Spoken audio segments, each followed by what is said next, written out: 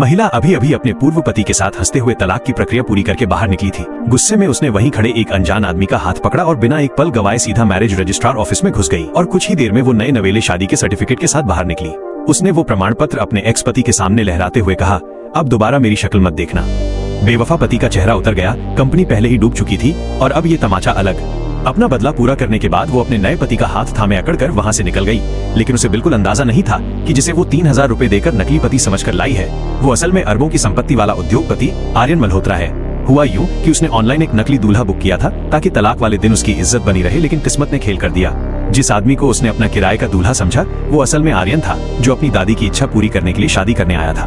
दोनों ने एक दूसरे को गलत समझा और चुपचाप शादी रजिस्टर करवा ली।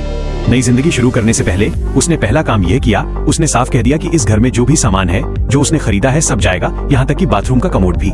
रोहित की माँ चिल्लाई, तुम्हारी हिम्मत कैसे हुई? उसने ठंडे स्वर में जवाब दिया, इन सब चीजों के पैसे मैंने कमाए हैं। सुबह से रात तक मेहनत करके इस आदमी को खड़ा किया और जैसे ही पैसे आए इसने धोखा दे दिया। यहाँ तक कि सास के हेयर एक्सटेंशन तक के पैसे गिनकर निकाल लिए। जब रोहित घर लौटा तो घर सूना पड़ा था। माँ बिना नकली बालों के बैठी थी और वो अवाक रह गया। उधर आर्यन को उसके सहायक ने बताया कि असली दुल्हन तो रास्ते में हादसे के कारण पहुंच ही नहीं पाई थी और गलती से वो किसी और से शादी कर बैठा है। आर्यन को तब समझ आया कि वो महिला उसे ड्राइवर क्यों समझ रही थी, लेकिन उसने सोचा कि कम से कम ये रिश्ता पैसों के लिए नहीं हुआ है, इसलिए उसने इसे निभाने का फैसला किया। तभी सहायक ने उसे याद दिलाया कि 7 साल पहले जिसने उसकी जान बचाई थी उस लड़की का अब तक कोई पता नहीं चला। बस इतना याद है कि उसके कंधे पर लाल तितली के आकार का जन्म चिन्ह था। आर्यन को क्या पता था कि जिससे उसने यूं ही शादी कर ली वही सिया शर्मा है, वही लड़की जिसने 7 साल पहले उसकी जान बचाई थी और उसकी छोटी बेटी आरोही उसी की संतान है। आर्यन को सिया और बच्ची से अजीब सी अपनापन महसूस होता था और बच्ची भी उसे देखते ही मुस्कुरा देती थी। सिया ने संकोच से कहा कि उसने भी मजबूरी में शादी की है क्योंकि उसकी दादी जैसी सास की तबीयत खराब है और वो अपनी शादी देखना चाहती थी। आर्यन उसे अपनी दादी सावित्री देवी से मिलाने ले गया।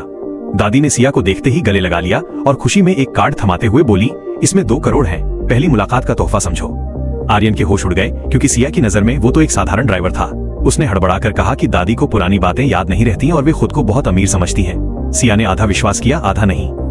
दादी ने छोटी आरोही को देखा तो भावुक हो उठी और बोली कि ये तो बिल्कुल आर्यन के बचपन की तरह दिखती है। कुछ समय बाद जब दोनों की अपनी अपनी मजबूरी पूरी हो गई तो सिया ने तलाक की बात छेड़ी, लेकिन आर्यन उस छोटे से परिवार की गर्माहट छोड़ना नहीं चाहता था। उसने बहाना बनाया कि उसके दोस्त का एक घर खाली है जो आरोही के स्कूल के पास है। सिया खुशी खुशी देखने गई और हैरान रह गई जब वो एक शानदार विला निकला। उसने सोचा किराया बहुत महंगा होगा, पर मकान मालिक ने कहा 4 से 6 हजार महीने।